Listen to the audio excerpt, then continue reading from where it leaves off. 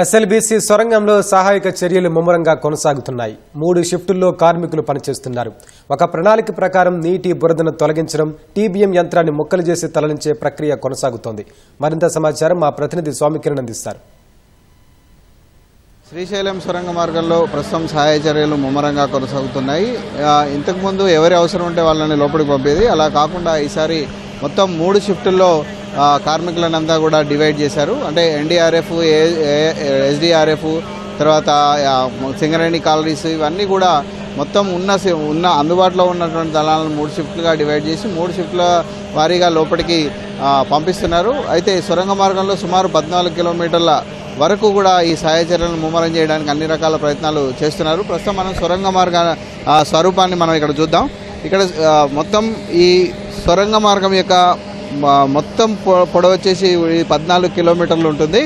ఈ 14 కిలోమీటర్లో మనకు ఈ ఎంట్రీ అంటే ఇక్కడ నుంచి వాళ్ళు లోపలికి వెళ్తారు. లోపలికి వెళ్ళి సుమారు 10 కిలోమీటర్ల వరకు కూడా ఎలాంటి ఇబ్బంది లేకుండా మనకు లోకల్ ట్రైన్ వెళ్తుంది. తర్వాత ఇక్కడ నుంచి సుమారు 11 కిలోమీటర్ అంటే 13 కిలోమీటర్ల వరకు కూడా మొత్తం వాటర్ స్టోరేజ్ అయ్యింది. 12.9 కిలోమీటర్ దగ్గరగా వాటర్ స్టోరేజ్ అయ్యింది. అయితే ఈ పాయింట్ అంటే టీబీఎం బ్రోకెన్ పాయింట్ ఈ ఎంట్రీ పాయింట్ నుంచి 12 కిలోమీటర్ల 12.9 కిలోమీటర్ల పాయింట్లో ఇక్కడ మనకు టీబీఎం మిషన్ అనేది దెబ్బతిని ఉంది. ఆ టీబీఎం మిషన్ ఇక్కడ నుంచి శిథిలాలను అనేటిది బయటికి తరలిస్తున్నారు. దీని తర్వాత సుమారు 100 మీటర్ల వరకు, ఇదో 50 మీటర్లు, ఇదో 50 మీటర్లు, ఈ 100 మీటర్ల వరకు కూడా పూర్తిగా పెద్ద ఎత్తున శిథిలాలు 3-4 అడుగుల వరకు కూడా బురద, నీరు, మట్టి శిథిలాలన్నీ కూడా పేరుకుపోయి ఉన్నాయి. ఇది దాటిన తర్వాత మనకి ఇక్కడికి వస్తే ఈ 40 మీటర్లదే చాలా కీలకమైనటువంటి పాయింట్. ఈ 40 మీటర్ల ప్రాంతంలో అంటే ఈ ప్రాంతంలో టోటల్గా మనకు ఈ విధంగా అంటే ఏటవాలుగా మనకు డెబ్రిస్ అనేది పేరుకుపోయి ఉంది. అంటే సుమారు 5 మీటర్ల వరకు ఈ టన్నల్ డయా వచ్చేసి 9.2 డయా ఉంటుంది. అంటే 9.2 డయా లోపల ఉంటుంది. ఈ 9.2 డయాలో 5 మీటర్ల వరకు డెబ్రిస్ పేరుకుపోయింది. అంటే సుమారు సగం వరకు పేరుకుపోయింది. ఇది కూడా ఏటవాలు క్రమంలో పేరుకుపోయి ఉంటుంది. అయితే ఇక్కడ టీబీఎం బ్రోకెన్ పాయింట్ దగ్గర నుంచి శిథిలాలన్నింటినీ కూడా ఎక్కడికక్కడి నుంచి ఇక్కడికి తరలిస్తున్నారు. ఇక్కడ వరకు లోకో ట్రైన్ వెళ్తుంది. ఇక్కడ వాటర్ ఉంది.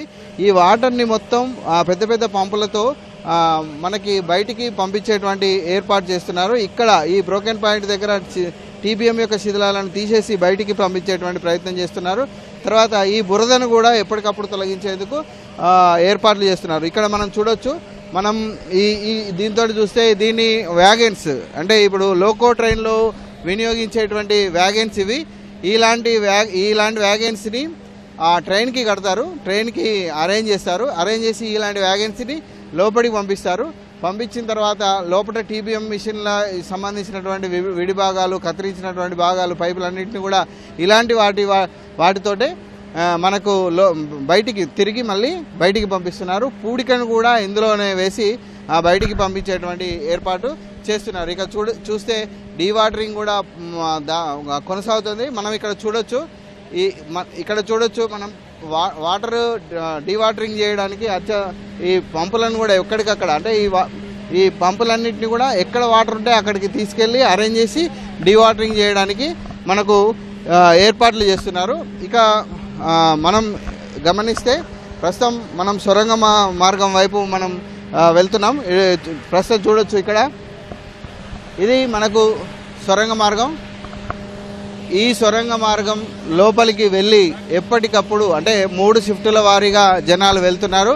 ఇప్పటికే ఒక ఇటాచీని పంపించారు. దీంతోపాటు గ్యాస్ కట్టర్లను, అలాగే ప్లాస్మా కట్టర్లను, అల్ట్రా థర్మల్ కట్టర్లను వీటన్నిటిని కూడా లోపలికి పంపడం జరిగింది. ఈ టీబీఎం మిషన్ వద్ద ఈ కట్టర్ల ద్వారా ఎప్పటికప్పుడు స్క్రాప్ను బయటికి తీసుకొచ్చి బయట వేస్తున్నారు. తర్వాత పూడికం తీయడానికి మా ఇటాచీ లాంటివి యూజ్ చేస్తున్నారు. ఒక ఇటాచీ మనకు లోపలికి వెళ్ళింది.